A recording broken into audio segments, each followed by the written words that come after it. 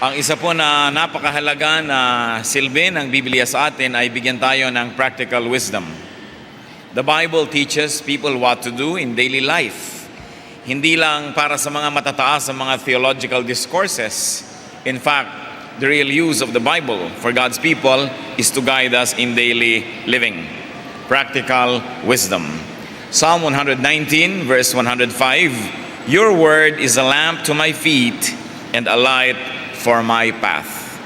Ang liwanag, ang ibinibigay ng gagaling sa salita ng Diyos. At ang salita ng Diyos ay yan ang ating inaasahan na gagawin, pagliliwanagin ang ating daan. At dahil dyan, tayo makaiiwas na gumawa ng maraming mga kamalian na hindi lang pinagsisisihan natin, kundi nakakaapekto rin sa iba. Ang pag-aaral natin ngayon, very practical wisdom from the book of Proverbs. 7 foolish mistakes. Mga kamalian na dapat ay maiwasan. Meron po mga honest mistakes, merong mga innocent mistakes, at merong very foolish mistakes. Proverbs 26, 1-11 gives us a list of such foolish mistakes. Heavenly Father, thank you for this gathering. Salamat po sa inyong pagpisan sa amin. Salamat sa inyong pagsagot sa aming mga dalangin, pagbibigay nyo ng aming kinakain araw-araw. At salamat, Panginoon, sapagkat muli dinagdagan nyo ng isang araw ang aming buhay. Patawarin nyo po kami sa aming mga kasalanan, O Diyos. Linisin nyo nga po kami. Punuin nyo po ang aming mga kakulangan. At nawa yung inyo pong liwanag ay makita namin. Teach us, Lord. Give us practical insights into your word so such words may operationalize in our daily life. Lead us. Forgive us all our iniquities and our sins so nothing will hinder your blessing. Pagpalain niyo po kami, tungtungan niyo ng inyong pang inyong lingkod, maitaas namin kayo, magliwanag kayo sa aming kalagitnaan, at kami naman, matapunan ng inyong liwanag, mahango sa dilim, matuto, at umunlad ang aming buhay espiritual. Iligtas niyo kami, Panginoon, sa mga gawa ng mga masasamang tao at masasamang espiritu. Ilalayo niyo kami sa mga kasinungalingan at mga kamalian, maging sa aming mga sariling kamalian. Lead us, Father. Kung ano man ang magiging sagabal upang kami lubos niyong mapagpala, ito po, Panginoon, sinusuko namin sa inyo, inyo pong alisin sa aming pagkatao. Take away our thoughts, ang mga gumugulo sa aming isip, maging ang mga discomfort na aming katawan ay sinusuko namin sa inyo upang kami maging ganap na handa to receive your word. Father, walk in our midst, dispense blessing to your people. Lift up your name. In the name of Jesus we pray. Amen. 7 foolish mistakes. 7 talagang mga malala na mga pagkakamali na pwedeng iwasan. Proverbs 26 verse 1, Like snow in summer or rain in harvest, honor is not fitting for a fool. Isa po na itinuturo sa atin na huwag gagawing pagkakamali, do not honor a fool. Huwag nang bibigyan pa ng mga karangalan ng hindi binabagayan. Tulad daw ng hindi bagay ang snow pagkatag-init at hindi rin bagay ang ulan kung tag-araw, hindi bagay pinararangalan ang mga hangal. Give the honor and the title honorable only to the deserving. Do not give titles, authority, positions, or power to fools dahil sayang. Sayang na sayang po ang pagpaparangal, ang pagbibigay ng kapangyarihan sa mga taong di naman karapat-dapat at hindi naman marunong. Proverbs 26 verse 8, Like tying a stone in a sling is the giving of honor to a fool. Kung kayo po ay nakakagamit at alam niyo yung kung paano umaandar ang slingshot o tirador, nilalagyan niya ng bato, pero nakapatong lang halos yung bato doon para pag pinawalan mo yung tension, tatalsik yung bato at tatama sa kanyang pinupuntirya.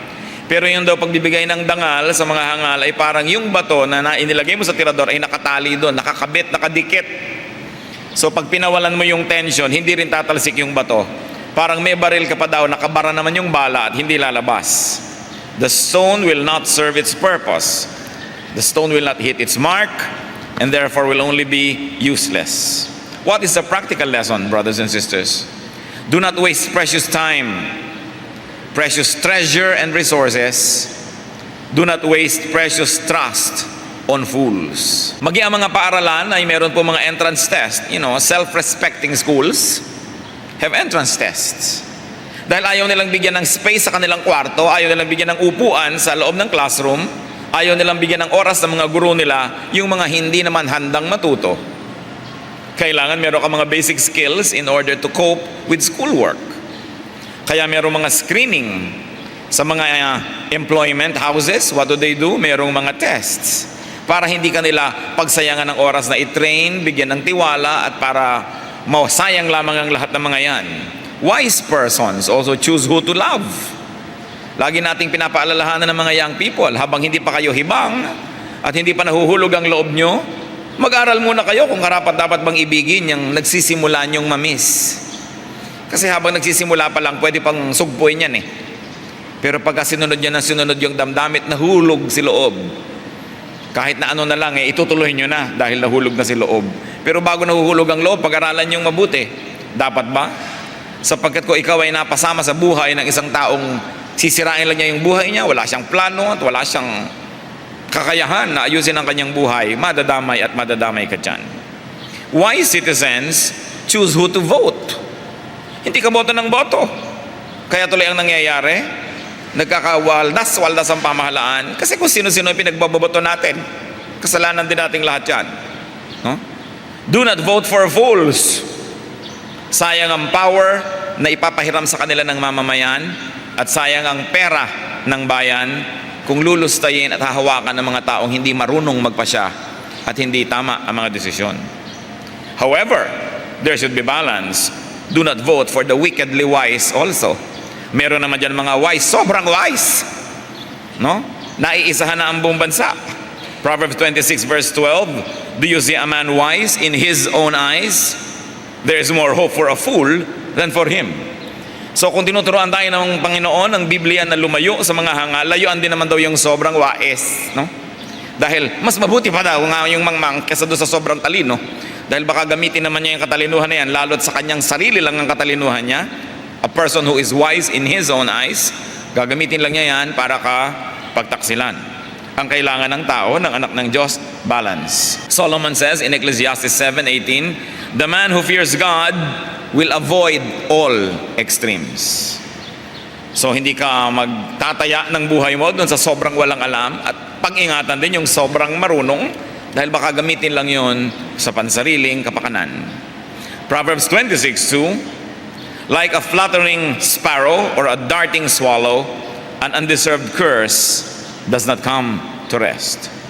Para daw mga pipit, parang mga maya na hindi mapakalit, hindi nananahimik saan man dumapo, ganun lang daw yung mga sumpa, yung mga salita, yung mga criticism na pinawawalan para sa atin pero hindi naman bagay sa atin. So do not dignify an undeserved curse.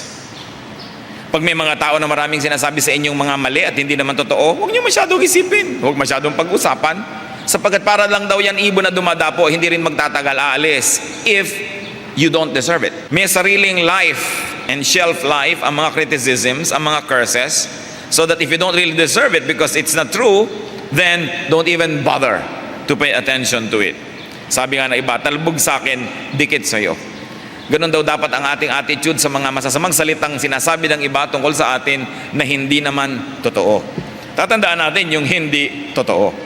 Kasi tuwing may sinasabi ang ating kapwa, dapat tayong nakikinig sandali man lamang para ating tingnan kung totoo. At kung totoo, salamat at sinabi, nagising tayo upang iayos ang ating buhay.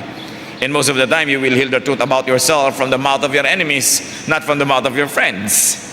Meanwhile, don't bother yourself too much about what everyone else says about you, especially if they are not true. Mamamatay din ang balitang yon kung hindi mo na bibigyan pa ng panibagong pahiram na buhay, kung hindi na pag-uusapan pa. Even David was cursed by Shimei, but Shimei realized that his curse would not take effect because the curse was not true. It was not based on truth.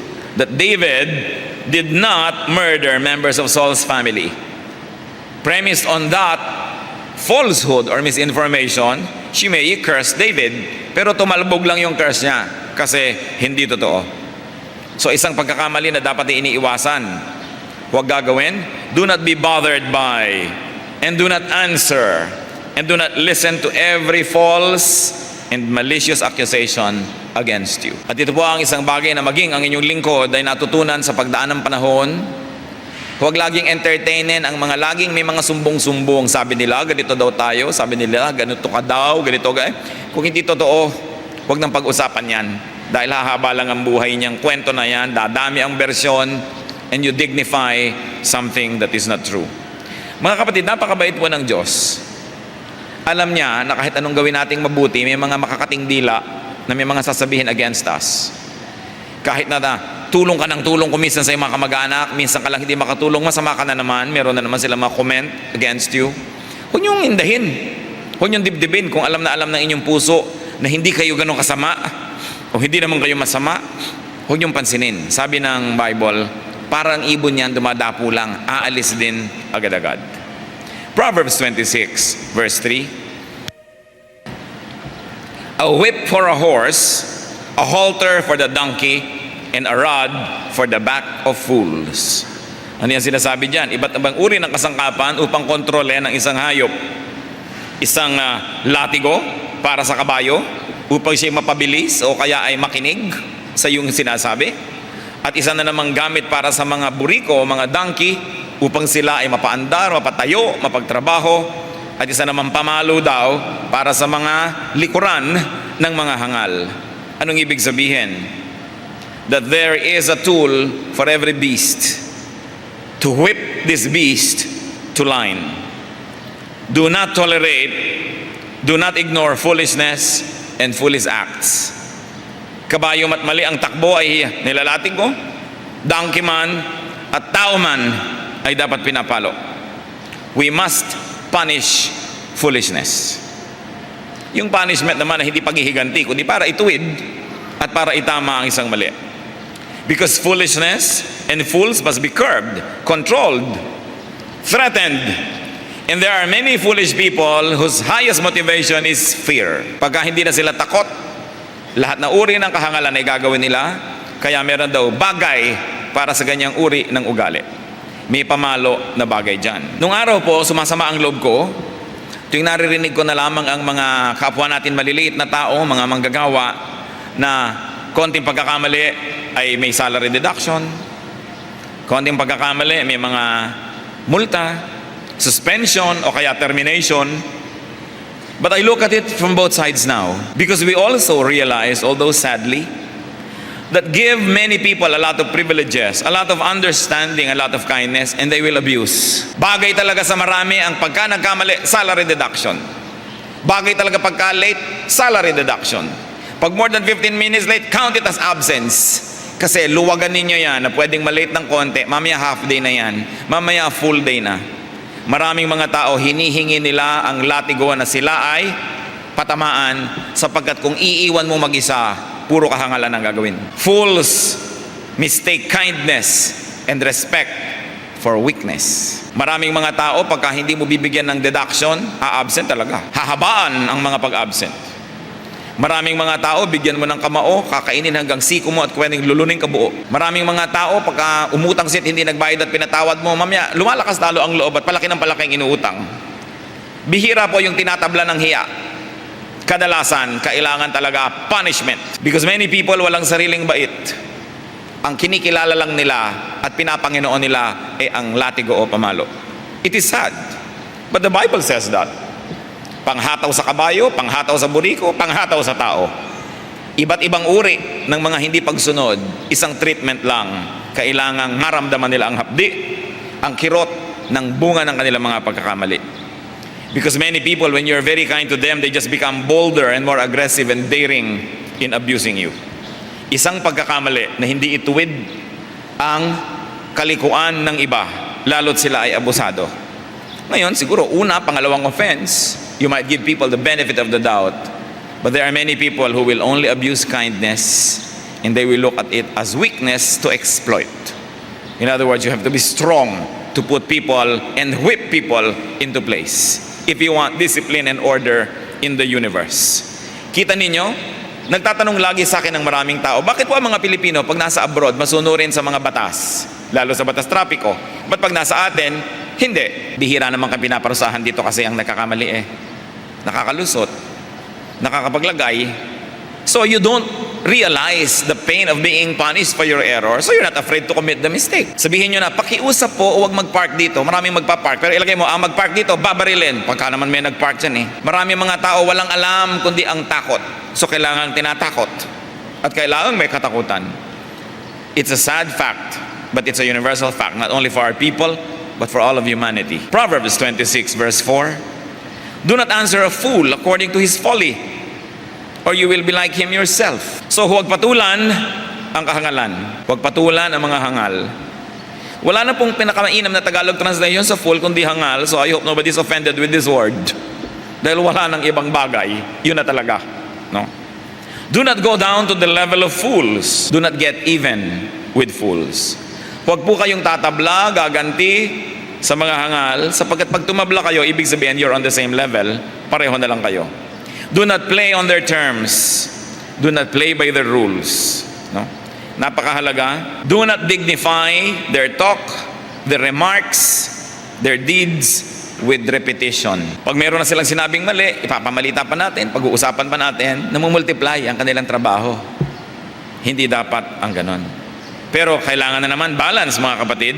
Kasi sabi, huwag papatulan ang mga kahangalan ng iba. Pero ang sabi naman ng Proverbs 26 verse 5, answer a fool according to his folly, or he will be wise in his own eyes.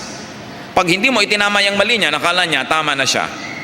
The contemporary English version of the same verse, Proverbs 26 verse 5 says, but if you answer any fools, show how foolish they are, so they won't feel smart. Sabi, mas mabuti, pag foolishness ang inaalok niyan, huwag mo sagutin. At kung sakaling kailangan mo sumagot, tiyakin mo na sila'y tatalampakin mo. No? Talagang bubutatain mo sila. Nang hindi na sila makakabangon pa at makaka-recover para ma-realize nila that they are fools. I'm reminded of my grandmother. Yung lola ko po, pag nagtanong kayo ng isang bagay na walang kwenta, hindi siya sasagot. At pag inulit mo ang tanong mo, iirapan kanya ng ubod talim, daigan laser. Mag-isip-isip ka bakit hindi sumasagot ang matanda, kasi ibig sabihin, it's a foolish question or a foolish remark. So she's very immediate and quick, no? In punishing somebody for foolishness. Hindi niya papansinin. Dapat ganun din tayo, hindi mo laging binibili ang mga itinitinda ng mga kahangalan ng ating kapwa. Pero may mga panahon kailan tayo magsalita, sapagkat pag tayo nanahimik, akala nila panalo sila at lalo silang lalakas ang loob na ikalat ang kanilang mga kamalian. Fools can mistake your silence for defeat. They can mistake our silence for surrender. Therefore, their victory. Ito po mga Proverbs na ito yung pinag-aaralan natin, mga kapatid. Una, para siyasatin na ating sarili. Are we foolish in these terms, by these standards? O kaya, may mga tao ba sa ating paligid na guilty of this kind of foolishness and we allow them to manipulate us? We allow them to influence us or control us? Kaya nag-aaral tayo so we can be free. Because truth sets free. Proverbs 26 verse 6, like cutting off one's feet or drinking violence is the sending of a message by the hand of a fool. So, in a literal way, pag daw nagpadala tayo ng pasabi, ng mensahe sa isang taong hangal, daig pa daw ang pinutulan mo ang sarili mo ng paa o naghanap ka ng sakit ng ulo. Anong leksyon ang itinuturo ng verse na ito? Do not use a fool as an ambassador, as a messenger, as a go-between, as a spokesperson. Anong ibig sabihin natin, mga kapatid? Tayo pa naman sa Filipino culture, we don't have the culture of directness. We always use padrinos. No? Sabihin mo naman sa nanay, ganyan, liit-liitan ang hinihingi sa akin. Hindi ko na kaya. Ipapasabi mo sa kapatid mo. O kaya ang nanay, sabihin mo naman sa kapatid mo, dagdagan naman ang ibinibigay niya buwan-buwan. So may gagamitin kang tagasabi. No? O kaya nag-away kayong magnobyo, may tagasabi pang, sabihin mo sa kanya, nagtatampo ako kasi ganyan. No?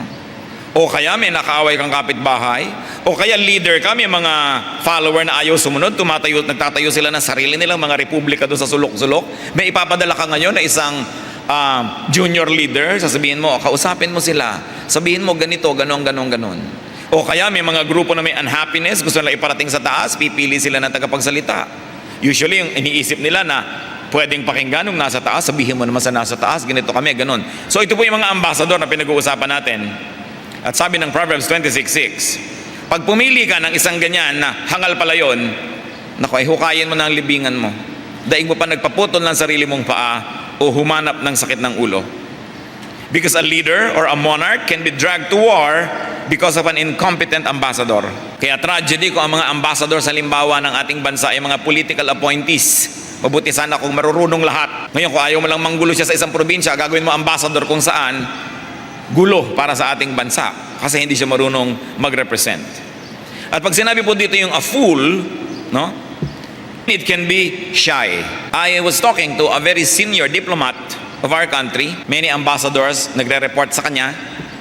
Sabi niya, ang observation niya, ang dami-dami nating ambassadors, mga dungo. Pagka nasa mga international gathering na hindi kumikibo, parang pinitpit na luya, tahimik na tahimik, lalong-lalot puti ang mga nakapaligid. May inferiority complex. Ambassador. No? So sa palagay niyo ba, maipapanalo nun ang mga usapin tungkol sa ating bansa kung siya ay dungo? Kaya kung minsan may mga familia, yung padre de familia, torpe. Sa palagay niyo, he will bring home the bacon? No, he will bring home the balutan ng bacon. Kasi mahihain. Pag nagkagawa ng pagkain, siya ang walang uwi. Kasi torpe.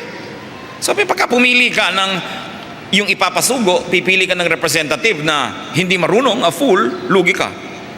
Fool can also mean malicious. Sabi ng girl, doon sa kanyang kaibigan na girl number 2, sabihin mo naman sa boyfriend ko, ganito, ganon. Mali-mali ngayon ang sasabihin ni girl number 2, siya pala may gusto. Mamaya sila na yung nag-date. Kasi malicious ang iyong ambassador. At marami pong mga gulo lalong lumalaki kasi ang pinagtitiwalaan ninyo magsabi, hindi pala pwedeng pagtiwalaan. Fool can also mean warlike, na ang gusto niya talaga magkagalit kayo. Or inarticulate. Even I, in my personal life, and in my ministerial life, I have seen this happen several times. Ang ganda-ganda ng salitang binitawan mo sa iyong inutusan. Sabihin mo dito sa ating mga tao na naliligalig, nagugulo, ganito ang solusyon, ganito ang ating posisyon. Ang ganda-ganda. Paglipat, pangit na. Ang nangyayari tuloy, may mga nagtatampo, may nagdaramdam, may nagwo-walk out, kasi akala nila ganon ang official stand ng organization. There are people, and the fool can also mean unfaithful. Hindi siya matapat doon sa nagpapasabi, hindi siya matapat doon sa nagsusugo sa kanya, ini-reinterpret niya ang gusto niyang sabihin. Kasi pag tagapagsabi tayo, if you don't agree with what you have to say, sabihin mo, hindi ako agree, so use somebody else. Or, you need not agree because you're only a messenger. Hindi sa'yo galing ang mensahe, tagasabi ka lang. Parang halimbawa, mga messenger sa pulpito, hindi naman ikaw ang Diyos, hindi ikaw nagbibigay ng mensahe, so agree ka man o hindi doon sa ipinapagawa ng Diyos, sasabihin mo yon dahil yun ang sabi nung nagsusugo sa'yo. Fool can mean lazy. Ayaw ng pagsikapan na mabuti ang isang mahirap na diplomatic work, dadalian na lang, tapos hindi tuloy nagtatagumpay. It can mean biased. And it can also mean unbelieving, that there is unbelief in your message, therefore you don't give it strength. An ambassador can be vested with selfish interest and motive. In any case, mga kapatid, kung hindi kayo siguradong-sigurado sa inyong tagapagsabi, kayo na lang magsabi. Yung mga nagpapasabi, pinapadaan kung kani-kanino, nasa kamay ng inyong inutusan, ng inyong pinakiusapan kung magtatagumpay ang lakad or not. Ambassadors and spokesmen are not at liberty to interpret and to reinterpret the message. And they are not at liberty to recast and to deform the message that they are bringing. Bakit po natin sinasabi yan? Kasi madalas mga kapatid, tayo yung ambassador. Tayo yung napagkakatiwalaan na sabihin mo naman kay ganon, sabihin mo naman kay ganon. Madalas po, may mga misyon na bigo. Hindi dahil mahina o walang kwenta yung misyon, kundi dahil mahina at walang kwenta yung missionary. Mahina at walang kwenta yung ambassador. Hindi niya na iuwi yung dapat niyang iuwi na inaasahan ng mga nagpadala sa kanya.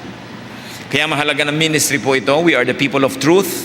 Therefore, it is important that when we are given the task to speak for someone to another party, that we do it as a wise ambassador would and not as a foolish person. Napakarami na pong nagkasira-sirang mga samahan, organisasyon dahil sa mga misrepresentation of foolish ambassadors.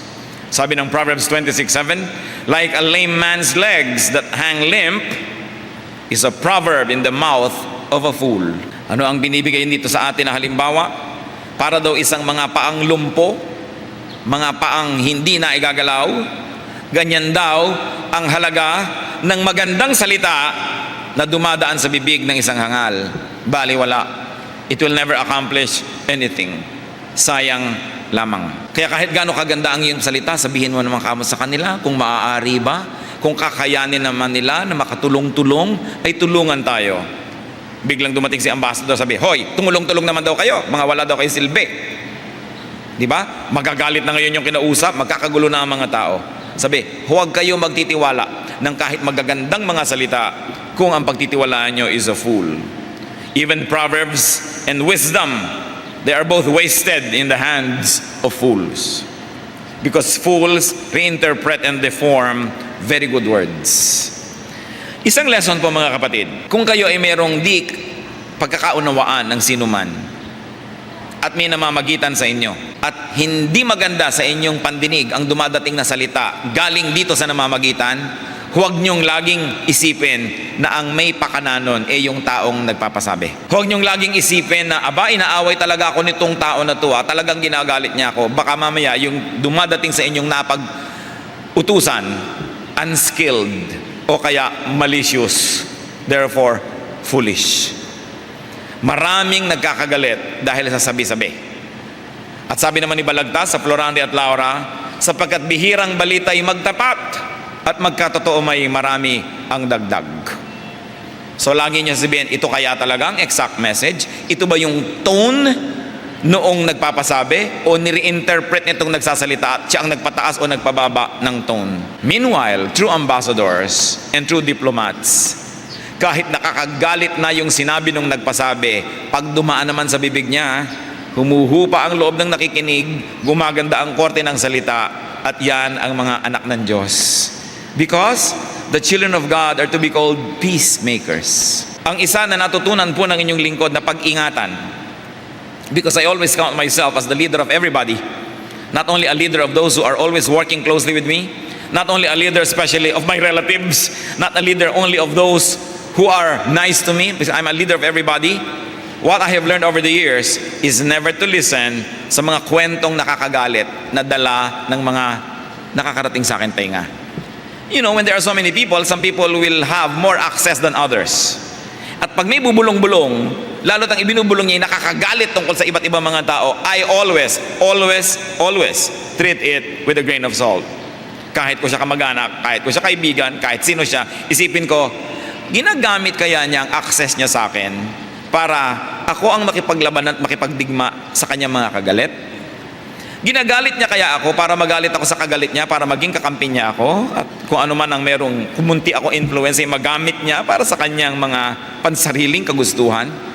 Kaya ingat na ingat ako sa mga bubulong-bulong dahil maaaring mali, kadalasan mali ang ibinubulong niyan. Lalong-lalo yung ang effect sa inyo, nagalit kayo.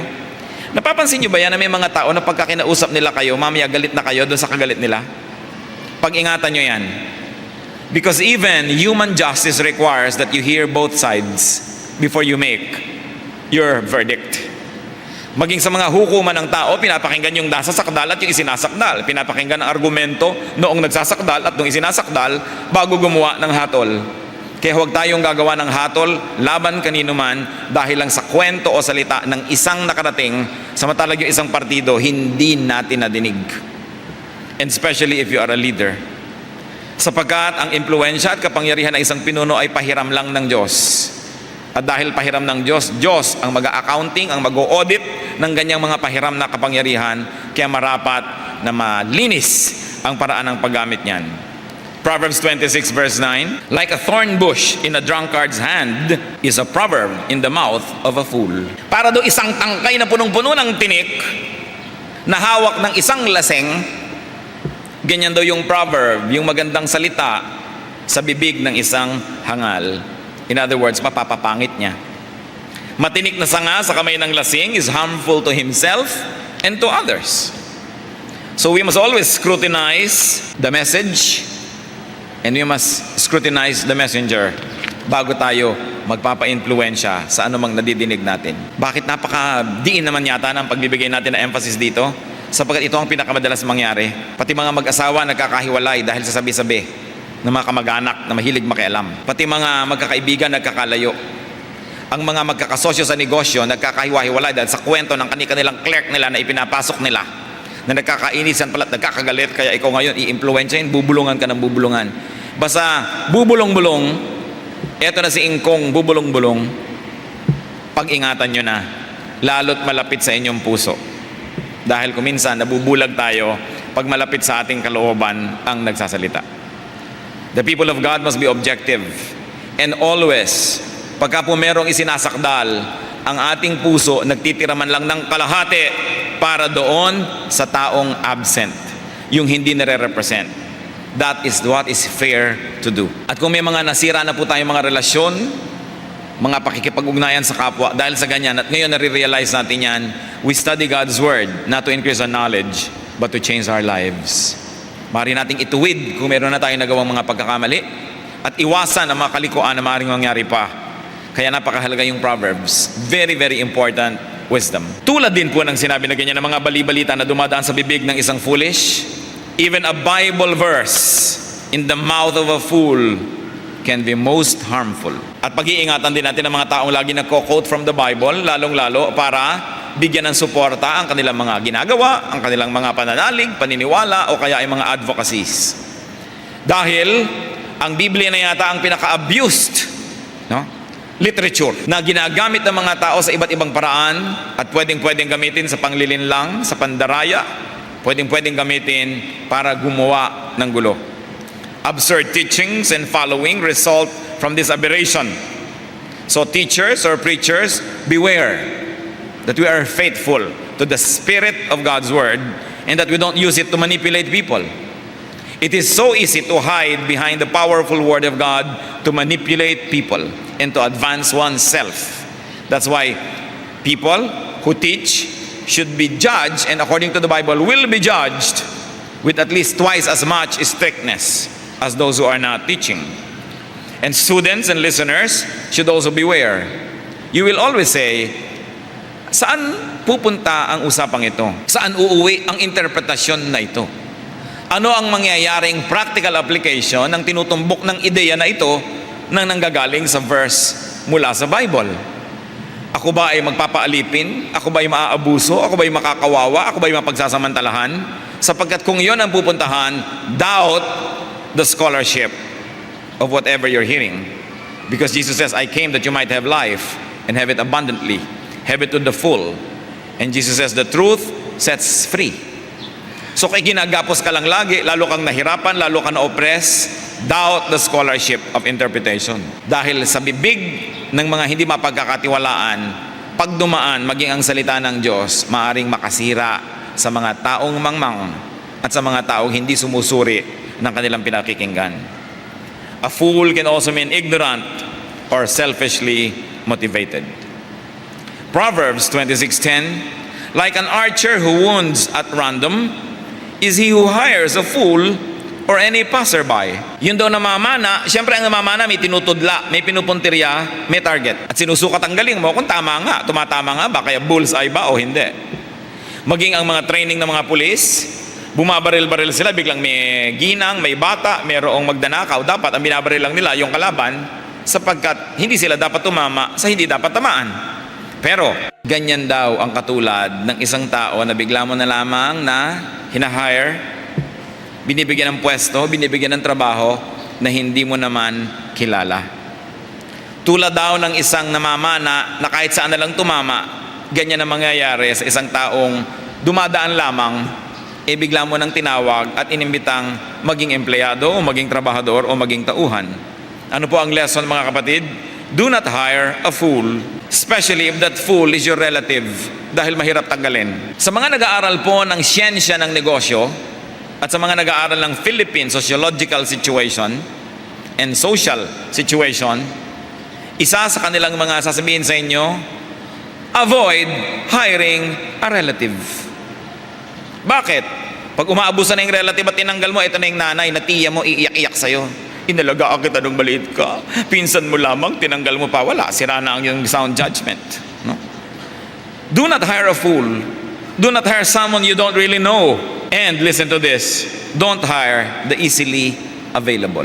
Pagka po biglang may opening na trabaho bukas, available agad siya, huwag kayong matuwa available. Ang isipin nyo, kung ang taong ito ay productive, bakit siya available? Ba't wala siyang ibang trabaho? No? Kung siya ay lagi na lamang na available, kahit mo saan yayain, isama, baka ang taong ito walang sariling orbit, walang sariling ginagawa, walang sariling timetable, walang schedule, walang goal, kaya ang dali-daling yayain. Hindi daw ito ang mga dapat nating isinasama sa ating mga proyekto, sa mga mahalagang gawain, at lalong-lalo kung kayo po ay may pagawaan, these are not the types of people you hire. Unless, of course, there's a valid reason why they are available at that time, dahil meron din naman magagaling na who happen to be available at that moment. Leaders have learned that to have something accomplished, you must give it to the busy people. Pag sinabi mong busy na siya, ba't sa kanya mo ipapagawa? Walang ginagawa, doon mo ipagawa. Nako, sasala ang sandok sa palayok. Pag ipinagawa mo doon sa walang ginagawa, hindi yan gagawin. Because the very reason na wala siyang ginagawa is already a testament to his unproductiveness. Kaya yung laging may ginagawa, sa kanya mo pa maigagawa pa niyang paraan na gawin yan. Kasi busy siya, ibig sabihin marunong siyang dumiskarte sa buhay. Iwasan niyo po yung mga taong laging available. Kadalasan, because they don't live for anything higher than their daily existence. Be selective in commissioning people. Maging sa ministry, yung kuha ka ng mga missionary, kuha ka ng mga pastor, ang dami-dami ding abusado. Pagkarami-rami rin mga batugan, pagkarami-rami din mga lakwatsero, kahit sa ministry. Hindi ko muna sa ministry at may dalang Biblia ay pwede mo nang pagtiwalaan sa oras niya na pag hindi mo binantay at nilatigo, hindi ka papasukan. Laging absent, laging may dahilan. Kung muna sa ministry sila, akala nila lahat na lang ng sakit ng paa ng asawa nila, excuse na silang umabsent. No? Pero kung nagtatrabaho yan sa mga ibang korporasyon, hindi nila gagawin yun, but they can abuse the ministry, they can abuse the church. So, ingatan ang ganito mga bagay, piliin ang mga taong pinagtitiwalaan. At uulitin ko po mga kapatid, kung ayaw nyo sumakit ang ulo nyo, liba na lang talagang qualified ang kamag-anak, don't hire them. Don't hire them just because they're kamag-anak. Ang problema sa ating lipunan, we're always giving to the needy. We forget to give to the deserving. If you don't have enough to give to everybody, don't give to the needy, give to the deserving, because that is just. Meanwhile, you may want to give a little to charity, or you want to give big things to people, but don't expect what you give them to be profitable or to yield a fruit. Talagang binigay nyo na lang. But if you expect performance, if you expect productivity, give your fertilizer to the fruit-bearing tree. Sayang ang pataba sa mga punong hindi namumunga. At maging sa isang parable ng Panginoong Jesus, may isang punong ayaw mamunga, sabi niya sa gardener, bunutin mo na yan, sayang ang taba ng lupa na kinakain ng puno na yan na hindi naman natin mapitasan ni isang bunga. Even God expects people to be fruitful. And another mistake that we must avoid, Proverbs 26:11, as a dog returns to its own vomit, so a fool repeats his folly. Kung paano daw matapos isuka ng aso ang kanyang suka, ay babalikan pa niya mamaya para kaining muli, ganyan na mga hangal. Yung tinigilan na, babalikan pa. Yung napagtagumpayan na, magpapaalipin na naman.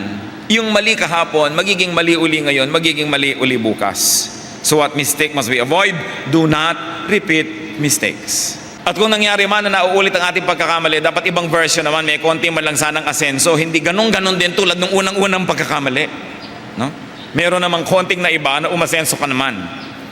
And do not trust someone who keeps repeating the same mistakes. Dahil uulit-ulitin lang niya yon.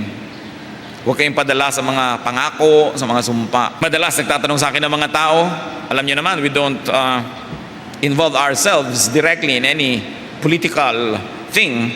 Pero sabi, sino po ba ang iboboto namin? Paano po ba kami magkakaroon ng pamantayan kung sino iboto? Ang sinasabi ko lagi, tingnan nyo ang performance. Tingnan nyo ang track record. Huwag kayong maniwala sa pangakong gagawin pa lang. Ang tingnan ninyo yung mga nagawa na. Sapagkat history will repeat itself. Can a leopard change its spots? So kung anong ginawa niya noon, yung ulit gagawin niya. Huwag kayong maniwala sa pangako. Yung solid history. Pati mga dalaga, nililigawan kayo. O mga binata, may nanliligaw sa inyo mga dalaga at nangangako na kung ano-ano. Tingnan nyo yung performance. Madali magsalita nung mga ibon na wala pa sa kamay mo. Pero pag hawak mo na, anong gagawin mo sa ibon na yan? Performance. At sabi sa Proverbs 29:1, a man who remains stiff-necked after many rebukes will suddenly be destroyed without remedy. Ang isang taong nananatiling nagmamatigas matapos at sa kabila ng paulit-ulit na mga paalala, ay biglang-biglang wawasakin na hindi na siya makababangon pa. Pero tatandaan po natin, walang disaster na biglang nangyayari. A disaster takes a long time in the making. Naiipon yan, matagal bago sumabog. Parang bulkan, hindi pwedeng bigla-bigla na lang sumasabog. May oras din niya nag-iipon ng kanyang pasasabugin. Kaya ganun din ang disaster sa buhay, hindi yan biglang nangyayari. Kadalasan yan ay bunga ng maraming mga maliliit na mga paulit-ulit na mga kamalian. Naiipon, sumasabog. They reach their critical angle and topple over. And remember this, even if you are not the one continuously repeating the same mistakes, but if you are in tight embrace with that person, when the destruction of that person comes, madadamay ka. Kaya pinipili natin kung sino ang niyayakap. Proverbs 3:21 to 26. My son, preserve sound judgment and discernment. Do not let them out of your sight. They will be life for you, an ornament to grace your neck. Then you will go on your way in safety, and your foot will not stumble. When you lie down, you will not be afraid. When you lie down, your sleep will be sweet. Have no fear of sudden disaster or of the ruin that overtakes the wicked. For the Lord will be your confidence, and He will keep your foot from being snared. Ito po ang itinuturo ng Proverbs 3 sa mga taong nakikinig sa wisdom, sa mga taong umiiwas sa foolishness. Kaya sabi, ingatan ninyo ang inyong kaalaman at gamitin nyo sa tamang panahon. Daig pa niya ng bulaklak, daig pa niya ng medalyang nakasabit sa inyong leeg, sapagkat yan ang magliligtas sa inyo sa maraming mga panganib. At kung sa maliliit na bagay, sa maliliit na oras, sa maliliit na pagkakataon, patuloy na ang ginagawa ninyo ay tama. Patuloy kayong umiiwas sa mga hangalan at mga kamalian, hindi nyo kailangang mangamba na bigla-bigla na lamang masisira ang inyong buhay. Sapagat ang Panginoon ang magiging tagapag-ingat nyo kung kayo nabubuhay sa karunungan niya. So know and recognize foolishness from wisdom. Know and recognize fools from wise people. And do not permit foolish people to influence you. Kailangan mahalaga yan. At ang ating sinisikap alamin, ang napag-usapan ba natin na forms of foolishness, nasa atin o nasa kapwa natin. Avoid the mistakes. Avoid the deeds and influence of fools. Avoid foolish mistakes and be happy. Be fruitful. Be peaceful. Maraming mga kaguluhan ng ating buhay are self-made. If you will look at many troubles of your life, look at the maker. Look kung sino ang tatak na gumawa noon, the manufacturer. Kadalasan, tayo din. Maaring iwasan ng maraming mga pighati. Maaring iwasan ng maraming pait ng buhay kung mabubuhay tayo na may karunungan. Diyos naming Ama, turuan nyo nga po kami to find very practical application sa mga salitang ito. Kahit malang isa sa maraming binanggit, matandaan lang namin, maunawa, maipamuhay. Salamat na po. Subalit ayaw namin sa isa lang, gusto naming makuha ang buong mensahe mo sa amin, Panginoon. Turuan niyo po kaming suriin na aming sarili. If we are foolish in some ways, although we may be wise in other ways. Salamat sa mga bahagi ng buhay namin na kami ginawa mong wise na, Panginoon. Ipatawad niyo po at palakasin kami sa mga areas of our lives where we are not that wise. And teach us to be discerning, to be selective in allowing people to influence us. Nawa, Panginoon, beyond emotion, beyond personal loyalty, may we have a very, very objective assessment of how people around us influence us. Lord, kayo po ang dapat na pangunahin naming pinapayagan na mag-influence sa amin. You have given us free will. We must never let other people twist and exploit that free will so that we become pawns in their cruel chess games. But we ask you, O God, to be the power behind us, to be the influence behind our lives. Magbulay-bulay tayo mga kapatid, yumuko sa presensya ng Diyos, humingi ng personal application. We study the Word of God not to increase in information, but to change our lives. Ask God, hanapin natin, huwag kayong pumayag na uwi kayo na ni isa sa mga pinag-usapan nating mistakes, hindi natin nakita kung anong kinalaman sa ating buhay at paano natin ito maitutama o kaya maiwasan. The Spirit of God resides in the worship of His people. Therefore, the worship of His people brings the Spirit of God in our midst. Nandito ang Panginoon, hinga natin ang karunungan. At nawa ang karunungan na ito ay maging kasangkapan niya upang makita natin ang ganda ng buhay at maiiwas tayo sa mga di naman dapat na mga kinasasadlakan nating mga paghihirap. O Diyos naming Ama, tulungan mo po ang bawat isa na suriin ang lahat ng mga salitang aming narinig, nabasa, pagbulay-bulayan, at hanapan namin ito na application sa aming buhay. Be alone with God, brothers and sisters, in some moments of silent prayer.